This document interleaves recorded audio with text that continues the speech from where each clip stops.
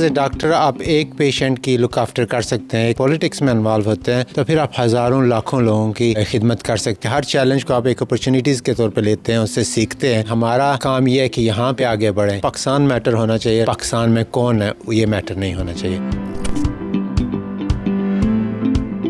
آج ہمارے ساتھ ایک ایسی شخصیت ہیں جو کسی تعارف کے محتاج نہیں ہے۔ انہوں نے سیاسی، سماجی، یہ ڈاکٹر، پریکٹیشنر بھی ہیں اور اولڈم سٹی کے میئر بھی ہیں۔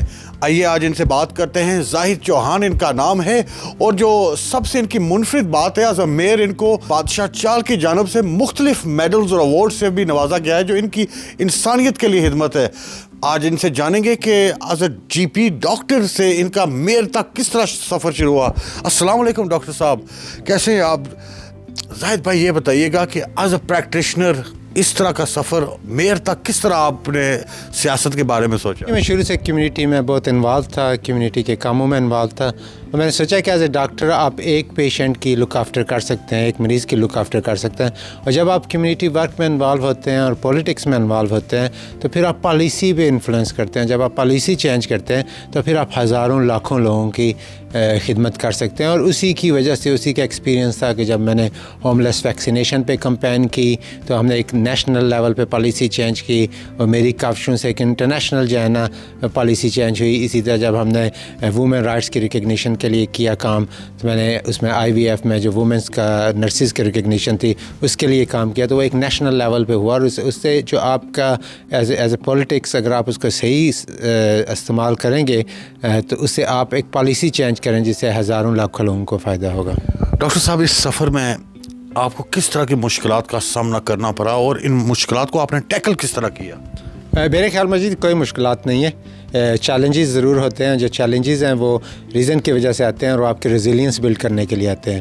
اور ریزیلینس بلڈ کرنے کا یہ ہوتا ہے کہ ہر چیلنج کو آپ ایک اپرچونیٹیز کے طور پہ لیتے ہیں، اس سے سیکھتے ہیں۔ اور لیکن عوام کا بڑا پیار، اور سب کمیونٹیز کا، انگلش کمیونٹیز کا، میرے حلقے میں ایشین کمیونٹی بھی ہے ان کا بھی، اور سب کمیونٹیز کا بڑا پیار اور بڑی محبت رہی ہے اور بڑی سپورٹ رہی ہے سب ساتھیوں کی، اور ابھی بھی ہے۔ اس لیے میں تو اسے چیلنج نہیں کہوں گا، میں تو کہوں گا یہ ہم بڑے خوش قسمت ہیں کہ ہمیں یہ موقع ملا کہ ہم کام کر سکیں، سپورٹ کر سکیں کمیونٹیز کو۔ آپ او بی ای کے بارے میں بتائیں، جو بادشاہ چال نے آپ کو، جو حکومت برطانیہ سے آپ کو ملا ہے، او بی ای کیا ہے اور ہمارے برٹش پاکستانی جو ہیں وہ کس طرح آپ جیسے لوگوں کے نقش قدم پر چل سکتے ہیں جو میئر بھی بننا چاہیں؟ آپ ایک پریکٹیشنر بھی ہیں، سو اس حوالے سے کیا کہیں گے؟ جی، او بی اسٹینڈس کرتا ہے order of British umpire, officer of order of British umpire, جو مجھے ملا تھا ہوم لیس سروسز کے لیے۔ دیکھیں، اگر آپ کسی بھی جو ہمارا ایک بیسک کامن چیز ہے، آپ کسی بھی نیشنلٹی یا کسی بھی جگہ سے ہوں، وہ ہیومینٹی ہے۔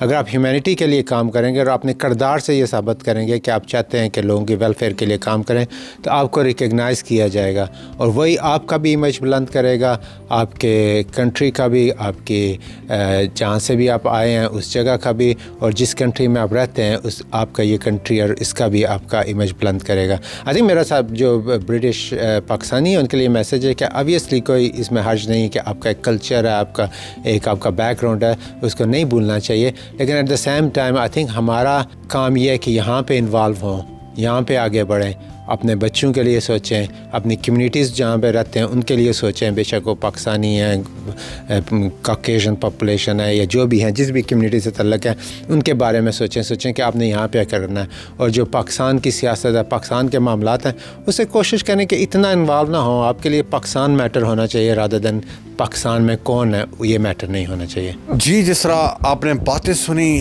میئر زاہد چوہان جو او بی ای بھی ہیں، ان کا بھی یہی کہنا ہے کہ جہاں یہ برطانیہ کا نام روشن کر رہے ہیں، وہیں وہ پاکستان کا بھی ایک پازیٹیو امیج جو ہے دنیا کو دکھا رہے ہیں۔ اسی کے ساتھ آپ اپنے میزبان قاسم علی کو دیجیے اجازت۔ آپ دیکھتے رہیں سنو ڈیجیٹل۔